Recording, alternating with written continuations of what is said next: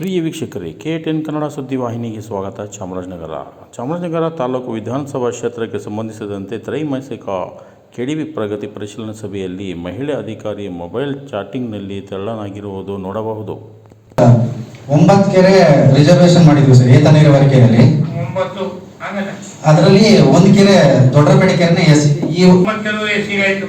ಒಂದು ಸರ್, ಅದರಲ್ಲಿ ಒಂದು ಮಾತ್ರ ಸರ್. 9 SC. ಹಾಂ ಸರ್. 8 ಜನರಲ್ಲ. ಹಾಂ ಸರ್. 30 ಕೆರೆ 9 ಕೆರೆ ಹೋದ್ರೆ ಸರ್, ಹೋದ ವರ್ಷ ಮೂಕುನಪಳ್ಳಿಗೆ SC ಕೊಟ್ಟಿದ್ದೀವಿ ಸರ್.